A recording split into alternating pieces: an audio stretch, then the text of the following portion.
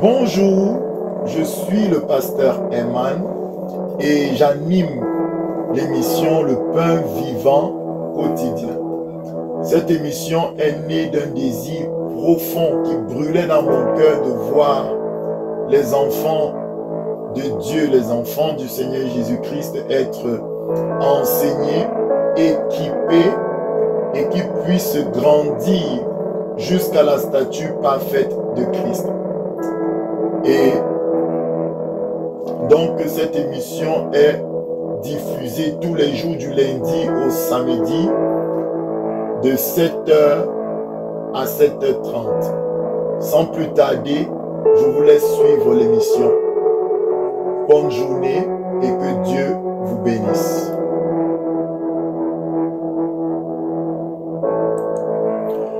Bonjour, bienvenue dans votre émission Le Pain Vivant Quotidien. Donc aujourd'hui nous sommes dans notre chapitre 3 qui concerne le glorieux Saint-Esprit, notre libérateur. Et c'est l'épisode 2. Alors, sans plus tarder, je vais remettre ces moments entre les mains du Seigneur Jésus. Seigneur Père éternel, Papa, je te remets ces instants. Toi-même dirige toutes choses, Seigneur. Saint-Esprit, puisses-tu utiliser ma bouche, Seigneur, Papa, puisses-tu utiliser, Seigneur, ma vie pour bénir, Seigneur, mon Papa, tes enfants. Au nom puissant de Jésus, Papa, que ta parole puisse toucher les cœurs au nom de Jésus. J'ai ainsi prié ce matin. Amen. Alors, nous avons vu hier que nous avons introduit que le Saint-Esprit est le libérateur. Le Saint-Esprit, c'est lui qui fait l'œuvre, c'est lui qui libère. Sans le Saint-Esprit, nous ne pouvons absolument rien faire. Sans le Saint-Esprit, nous ne pouvons absolument rien. Sans le Saint-Esprit, bien-aimé, il n'y a pas de vie. Sans le Saint-Esprit, bien-aimé, il n'y a pas de puissance. Sans le Saint-Esprit, il n'y a pas de miracle. Donc, on a vu hier, pour faire juste un petit résumé, que Jésus a vécu de 0 à 30 ans. Le Saint-Esprit était en lui-même. La puissance du Saint-Esprit n'était pas encore sur lui, parce que Dieu ne pose pas sa puissance sur nous pour que nous devenions des superstars. Non. La puissance du Saint-Esprit est donnée pour un but. Donc, de 0 à 30 ans, Dieu n'avait pas besoin de mettre sa puissance sur Jésus. Pourquoi? Parce que l'heure n'était pas encore venue de commencer à œuvrer. Il était écrit dans le calendrier céleste que Jésus devait œuvrer pendant 3 jours, comme lui-même il dit, en fait, qui est égal à 3 ans. Vous comprenez? Donc, il devait œuvrer pendant ces 3 années. Alléluia. Et donc, les 3 dernières années de sa vie, le Saint-Esprit était donc sur lui. Il avait la puissance du Saint-Esprit lorsqu'il est revenu du désert. Et la Bible nous dit que le Saint-Esprit est sur moi pour guérir les cœurs brisés, pour faire beaucoup de choses, pour que les aveugles recouvrent la vue, pour guérir les cœurs, pour annoncer une bonne nouvelle à ceux qui sont pauvres, à ceux qui sont abattus. Ésaïe va même plus loin. Il dit carrément que Dieu lui a donné une langue exercée pour soutenir celui qui est abattu, celui qui a le cœur affligé. Donc vous voyez, toutes ces choses sont les bonnes choses que l'Esprit de Dieu est capable de nous donner, les bonnes choses que l'Esprit de Dieu est capable de faire au travers de nous. Alors aujourd'hui, je vais encore insister sur le fait que c'est vraiment le Saint-Esprit qui guérit. Vous n'avez pas besoin de moi pour être guéri. Vous n'avez pas besoin de pasteur Eman pour être délivré.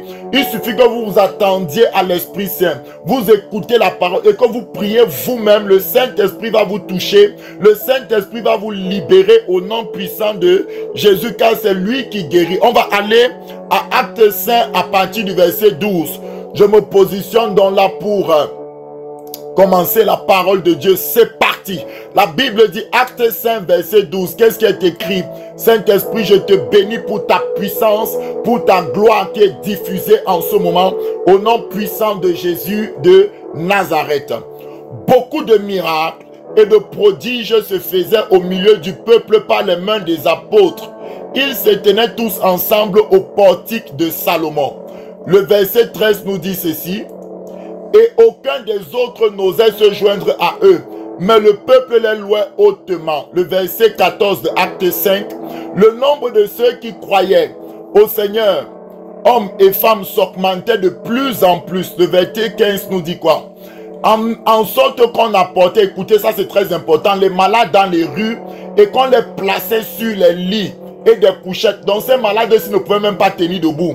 Soit c'était des gens qui étaient paralysés, des personnes qui avaient une telle maladie en eux qui ne pouvaient même pas se mettre debout. Alléluia. Donc ils étaient posés sur des lits, sur des couchettes. Enfin que quoi? Lorsque Pierre passerait, son nombre au moins se couvrit quelques-uns d'eux. Et le verset 16 me dit ici, la multitude accourait aussi des villes voisines à Jérusalem, amenant des malades, des gens tourmentés par des esprits impurs, et tous étaient guéris. Alléluia. Donc tous ceux qui étaient malades étaient guéris, bien-aimés. Est-ce que Pierre priait pour eux? Non.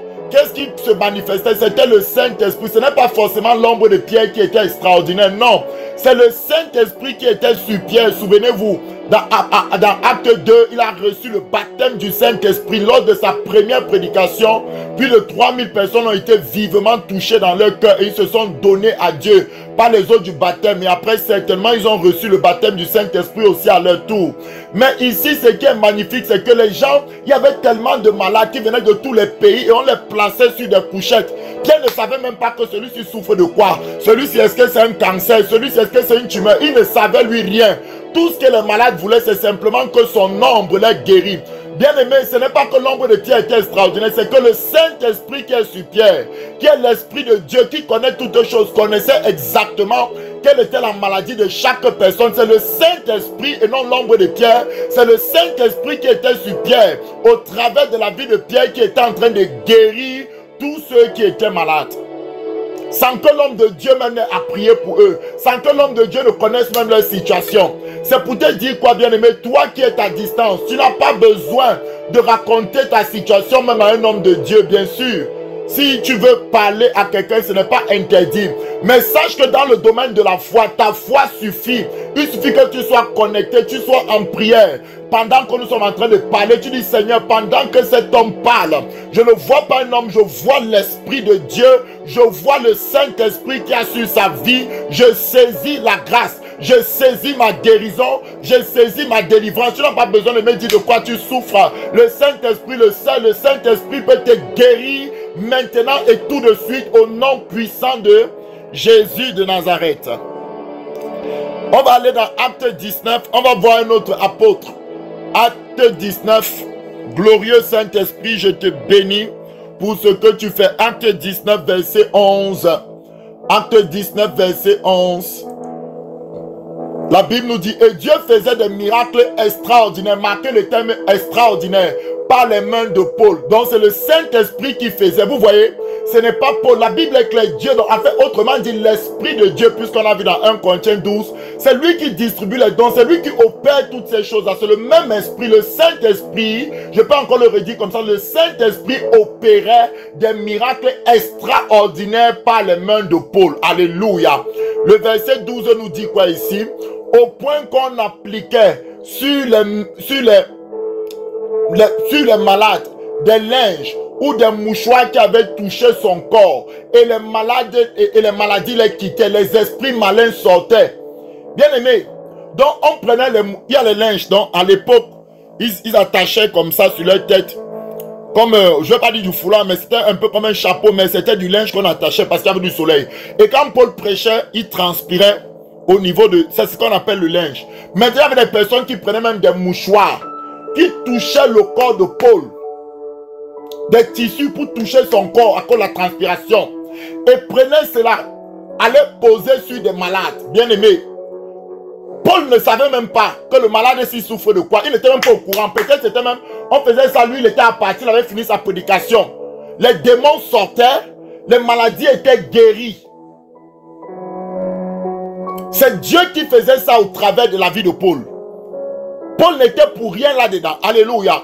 Le verset 13 nous dit ceci. Merci Saint-Esprit. Quelques exorcistes juifs ambulants essayaient d'invoquer sur ceux qui avaient des esprits malins le nom du Seigneur Jésus en disant, je vous conjure,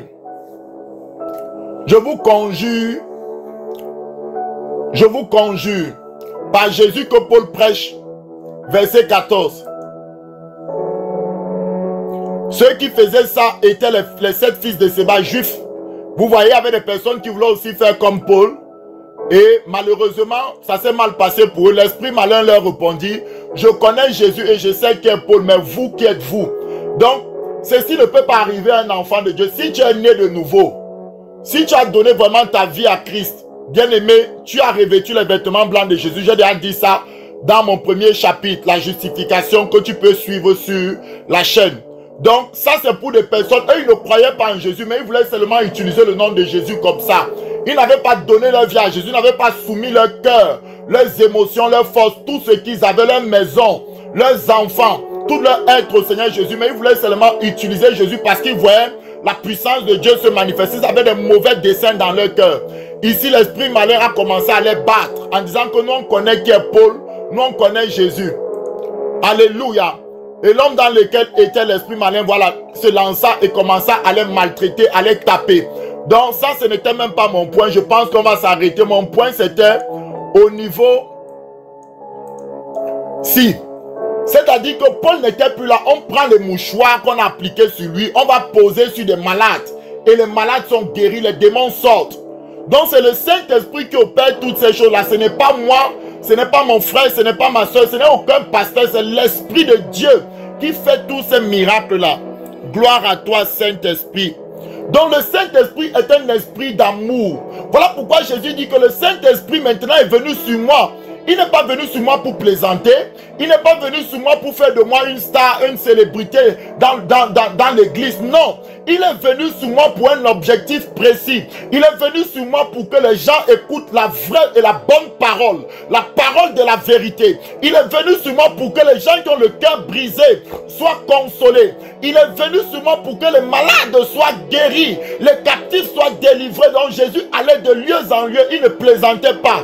La Bible dit par l'apôtre Paul que l'Esprit de Dieu nous presse. Autrement dit, l'amour de Dieu. Mais moi je dis l'Esprit de Dieu pressait Paul, puisque la Bible dit que poussé par l'Esprit de Dieu, les hommes ont parlé. Donc c'est le Saint-Esprit qui poussait Jésus à aller de lieu en lieu pour guérir les malades. Autrement dit, le Saint-Esprit voulait tellement guérir les malades. Et il avait besoin d'un canal. Il avait besoin de quelqu'un. La Bible dit, je cherche un homme qui se tienne à la brèche pour que je puisse sauver le pays.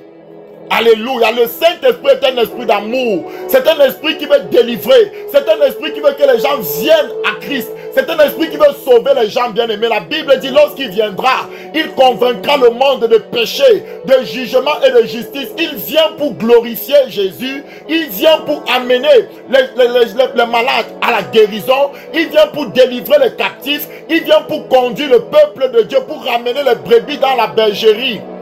L'esprit de Yahweh. L'Esprit du Seigneur ne vient pas faire tomber les gens. L'Esprit du Seigneur ne vient pas amuser les personnes. L'Esprit du Seigneur ne vient pas pour qu'on se vante. Non, le Saint-Esprit a un objectif clair. C'est de manifester les œuvres de Christ. C'est de glorifier le Père. Donc même Jésus s'est livré par le Saint-Esprit. C'est parce qu'il était rempli de l'amour de Dieu. La Bible dit que Dieu est esprit, donc Dieu c'est le Saint-Esprit.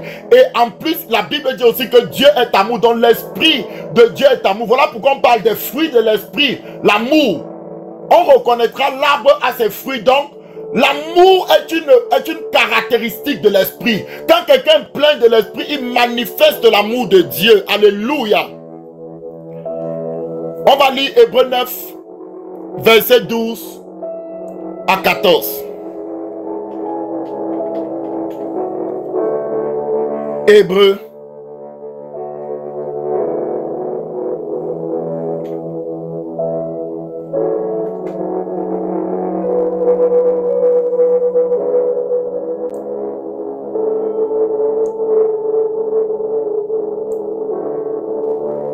Je suis en train de regarder, bien aimé.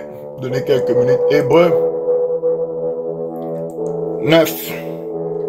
On va voir quelque chose là-bas. Hébreux 9, verset 12 à 14. Et on parle de Jésus ici. Bien aimé, Jésus à Gethsémani a dit au Père, non pas ma volonté mais ta volonté. Mais il voulait que la coupe s'éloigne de lui. Donc mais c'est poussé par l'Esprit que Jésus s'est donné. On va le lire. Tellement l'Esprit Saint voulait toucher les hommes. Tellement l'Esprit Saint veut la communion avec toi qu'il a livré son seul fils, Jésus de Nazareth. Le don de l'Esprit à l'humanité. La Bible dit ici, Hébreux 9, verset 12, il est entré une fois pour toutes dans le lieu très saint, non avec le sang des boucs et des veaux, mais avec son propre sang, ayant obtenu une rédemption éternelle. Que nous dit le verset 13? Car si le sang des taureaux et des boucs et la cendre d'une vache répandue sur ceux qui sont souillés sanctifie et procure la pureté de la chair, le verset 14 nous dit ceci. Combien plus, et c'est ça que je voulais, le sang de Christ qui par un esprit éternel, autrement dit par le Saint-Esprit, parce que c'est un esprit éternel, s'est offert lui-même sans tache ni ride à Dieu. C'est le Saint-Esprit qui a permis à Jésus de s'offrir à la croix. C'est le Saint-Esprit qui a manifesté un ange à Gethsémani pour que l'ange vienne fortifier Jésus, pour lui donner la force de passer au travers de la croix. C'est pas l'esprit. La Bible dit que fortifiez-vous dans votre homme extérieur par l'esprit. Voilà pourquoi quand le Saint-Esprit vient, il nous communique ce qu'on appelle d'abord le parler en langue. Parce que celui qui parle en langue s'édifie. Dans le grec, c'est-à-dire se construit, se fortifie. Quand tu parles en langue de manière personnelle tous les jours, tu t'édifies, tu te fortifies, tu bâtis, tu construis ton homme intérieur. Et tu es en train de communier, tu dis des mystères. Tu parles à Dieu, tu parles au Saint-Esprit. Alléluia. Bien-aimé, c'est très important. Maintenant, pour illustrer ce que je suis en train de dire, que même Jésus-Christ de Nazareth dit qu'il ne peut rien faire de lui-même et que c'est l'Esprit qui fait toutes choses. On va aller dans Marc 5, je vais prendre un cas pratique et je vais vous montrer comment l'Esprit de Dieu agit. J'ai envie que vous mettez votre foi non pas à l'homme, parce que Jésus était un homme. Quand Dieu s'est fait chair, la Bible dit dans Philippiens ceci. Il s'est dépouillé de sa divinité. Donc Jésus à la fois était un être humain, clairement, et à la fois il était Dieu. Vous comprenez? Mais il a agi sur terre en tant qu'homme.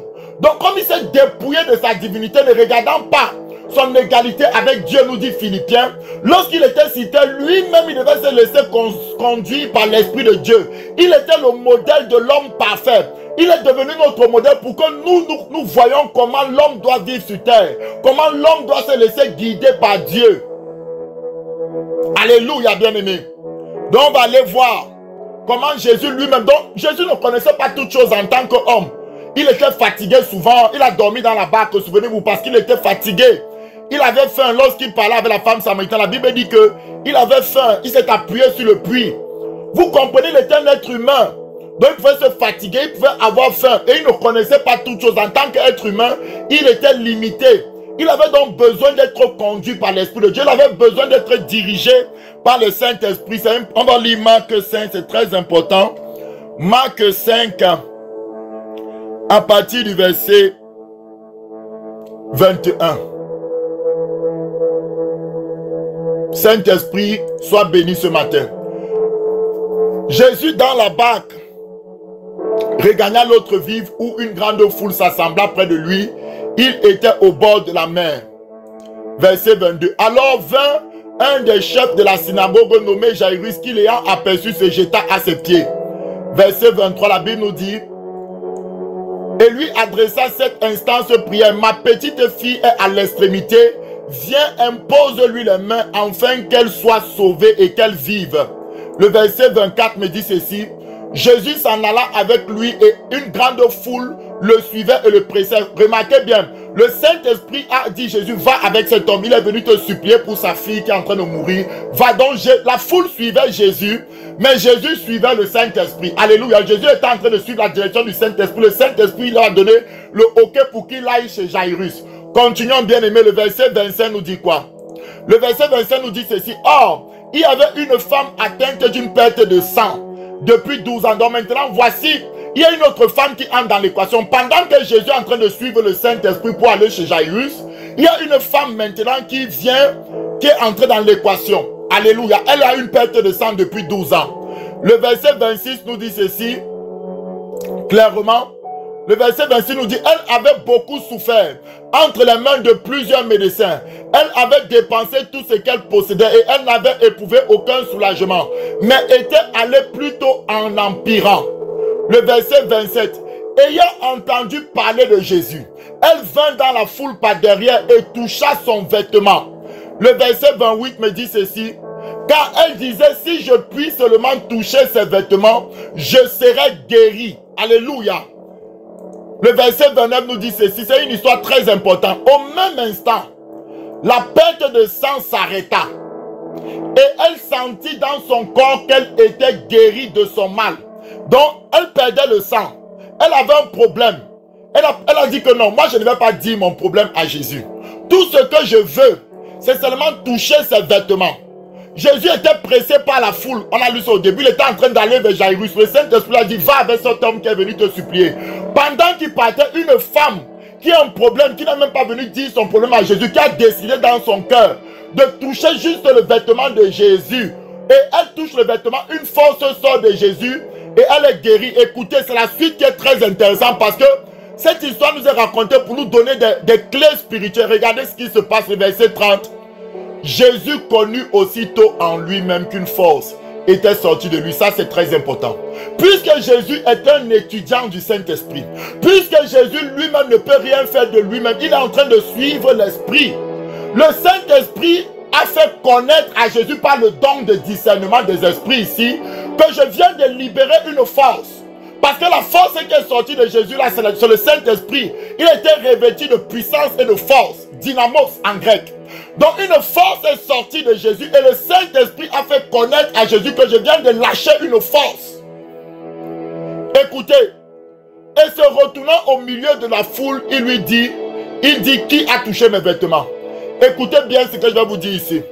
Comme le Saint-Esprit a fait connaître à Jésus ce qu'il venait de faire, et que Jésus est là pour faire ce que le Saint-Esprit lui montre. Il suit le Saint-Esprit, il va subitement s'arrêter. Les gens sont surpris. Ils demandent, mais qui m'a touché? Pourquoi Jésus insiste? Jésus ne sait pas qu'il a touché, bien aimé. Il ne fait pas semblant. En tant qu'homme, il ne sait pas que c'est une femme qui l'a touché. Il ne sait pas pourquoi la femme l'a touché. Mais la seule chose qu'il sait, par le discernement des esprits, parce que discerner les esprits, c'est discerner quel esprit qui est en train d'agir. Donc quand le Saint-Esprit agit, il peut te montrer ce qu'il fait par amour. On va aller lire un texte, Jean 5, verset 19, avant de revenir ici. Donc on s'est arrêté à Marc 5, verset 30. Marc ça, je vais dans Jean 5, verset 19. Jean 5. Jean 5, verset 19. Merci Saint-Esprit, j'aime ce que tu fais ce matin. Jean 5, verset 19. Regardez ce que la Bible dit. Jean 5, verset 19. Jésus reprit dans la parole et leur dit, en vérité, je vous le dis, le Fils ne peut rien faire de lui-même. Vous écoutez, Jésus dit que lui, il est le Fils de qui? Il est le Fils du Saint-Esprit, puisque Marie, on a dit à Marie que le Saint-Esprit viendra sur toi et le Saint-Enfant qui naîtra de toi. Donc, il est sorti de l'Esprit. Donc, celui qui est né de l'Esprit est Esprit. Il dit donc le Fils, donc ici avec grand F, le Fils du Saint-Esprit, ça dit que lui, le Fils de Dieu, ne peut rien faire de lui-même. Il ne fait que ce qu'il voit au Père. Quand il dit au Père ici, il ne parle pas d'abord de celui qui il parle du Saint-Esprit qui est venu en lui. Et tout ce que le Père fait, tout ce que le Saint-Esprit fait, le Fils aussi le fait pareillement. Donc le Saint-Esprit vient de dire à Jésus, comme tu vois là, toi tu es en train d'aller chez Jairus, moi je viens de guérir quelqu'un. Donc je te dis que je viens de faire sortir une force pour guérir quelqu'un. Comme Jésus ne sait qu'il ne peut rien faire, ce n'est pas lui qui peut ressusciter la fille de Jairus, mais c'est le Saint-Esprit, l'Esprit de vie, qui est capable de ressusciter. La Bible dit que si l'Esprit de celui qui a ressuscité Jésus d'entre les morts habite en vous, il rendra la vie à vos corps mortels. Donc comme le Saint-Esprit vient de me faire connaître qu'une force est sortie de moi pour guérir une femme, ça veut dire que le Saint-Esprit veut me donner une leçon, veut donner une leçon aux gens aussi qui m'entourent. Je dois m'arrêter pour montrer les œuvres de mon Père. Je suis là pour glorifier les œuvres de mon Père. Il s'arrête, il commence à chercher qui m'a touché. Alléluia. Le verset 20. Car le Père aime le Fils. Parce que le Saint-Esprit aime Jésus. Le Saint-Esprit a fait connaître à Jésus qu'une force est sortie de lui. Et lui montre tout ce qu'il fait. Et il nous montrera même des œuvres plus grandes que celles-ci, afin que vous soyez dans l'étonnement. Donc Jésus veut s'arrêter, il veut qu'on sache clairement que voici ce que le Saint-Esprit a fait indépendamment de ma volonté. Je ne savais même pas qu'une femme était malade ici parmi vous. Je ne savais même pas qu'elle m'avait touché. C'est le Saint-Esprit qui a fait que quelque chose sorte de moi. C'est pour ça que je veux qu'on sache qu'est-ce qui s'est passé réellement. Je veux glorifier l'Esprit. On va retourner dans Marc 5.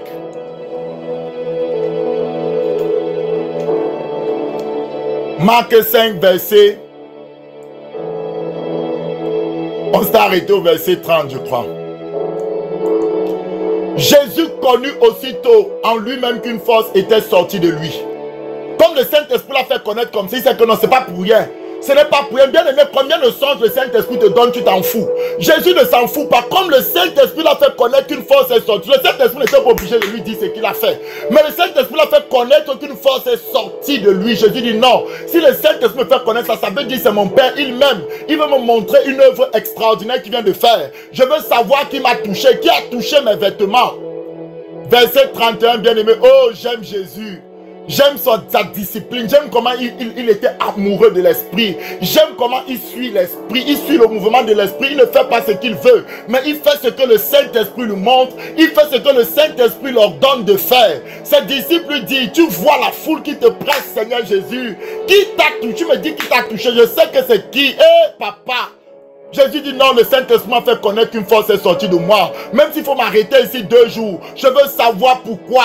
Le Saint-Esprit a quelque chose d'extraordinaire qui veut nous faire comprendre. Le verset 5, le verset 32. Et il regardait autour de lui pour voir celle qui avait fait cela. Donc il ne savait pas, il veut savoir. Et puis le verset 33, la femme elle-même va se dénoncer. La femme effrayée et tremblante, sachant que ce qui s'était passé, en elle vint se jeter à ses pieds et lui dit toute la vérité. Le verset 34. Le verset 34, la Bible nous dit quoi? Mais Jésus lui dit, ma fille, ta foi t'a sauvée, va en paix et sois guérie de ton mal. Alléluia. Et pourquoi Jésus voulait mettre en valeur le Saint-Esprit? Et c'est ce que Jésus fait. Jésus, quand il disait que j'étais glorifié, Père, il parlait de l'Esprit. Glorifie moi maintenant de la gloire que j'avais auprès de toi. Et l'Esprit l'a ressuscité d'entre les morts. Alléluia. Donc, Jésus ici ne voulait pas qu'on sache seulement qu'il est puissant. Non, il savait qu'il y avait une leçon spirituelle que le Saint-Esprit voulait donner à la population. Voici une femme qui n'a pas demandé à Jésus, qui n'a même pas dit Jésus, prie pour moi comme Jairus, va viens prier pour ma fille. Non, j'ai un problème Jésus. Ouais, non, sans avoir fait une requête à Jésus, juste par la foi, elle a décidé dans son cœur de toucher ses vêtements. Et Jésus n'était même pas au courant de cette résolution qu'elle avait dans son cœur. Mais le Saint-Esprit était au courant. Le Saint-Esprit qui avait sur Jésus, qui est Dieu, connaissait toutes choses. Et le Saint-Esprit a guéri cette femme-là sans demander la permission de Jésus, s'il vous plaît. Et il a fait connaître à Jésus que je viens de libérer une puissance. Afin que Jésus fasse connaître à nous aujourd'hui par cette histoire une certaine réalité spirituelle. Bien-aimé, mets ta foi dans la puissance du Saint-Esprit. Mets ta foi dans ce Dieu qui t'a sauvé, qui a poussé Jésus à se livrer. Il t'aime, il te connaît. Le Père a tant aimé le monde qu'il a donné, le Saint-Esprit a livré Jésus à la croix pour toi et moi. Et il veut te guérir, il veut te délivrer, il veut te libérer. Regarde à lui, attends-toi à lui. Sa puissance est réelle, sa puissance est divine. La Bible dit dans Romains 8, verset 14. Ceux qui sont conduits par l'Esprit de Dieu sont fils de Dieu. Ici, Jésus s'intéresse à ce que fait l'Esprit. Jésus glorifie les œuvres de l'Esprit. Et regardez maintenant la percée spirituelle qu'il y aura à cause de ça. À cause de cette histoire-là, la foule a dit, en bon, donc, cette femme-ci, elle avait une perte de sang. Elle s'est dit en elle-même, quand je vais toucher Jésus, elle a raconté tout ça. Je me disais en moi-même que quand je vais le toucher, je serai guéri. Dès que je l'ai touché, je vous assure, une force est entrée en moi. J'ai senti, la perte de sang s'est arrêtée. Je suis guéri, mes frères. Là, ça s'est répandu. Ça s'est répandu. On est dans Marc 5, 34. Regardez ce qui va se passer dans Marc 6 après. Ça s'est répandu. Les gens ont commencé à comprendre. En bon, on n'a même pas besoin de lui dire de quoi on souffre. On n'a même pas besoin de... Non. En bon, regardez la conséquence. Il y a une grande percée spirituelle à cause de ça. Marc 6, verset 56. Et je vais m'arrêter là. Marc 6, plus tard maintenant. Verset 56. Regardez la percée qui s'est produite. Voilà pourquoi Jésus voulait absolument. Marc 6, verset 56. Regardez, bien aimé.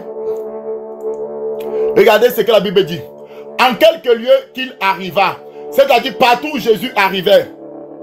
Qu'est-ce qui se passait partout où Jésus arrivait? Qu'est-ce que nous dit l'Esprit? Partout où Jésus arrivait. Écoutez bien, bien aimé. Partout où Jésus arrivait, dans les villes, dans les villages, dans les campagnes, on mettait les malades sur les places publiques.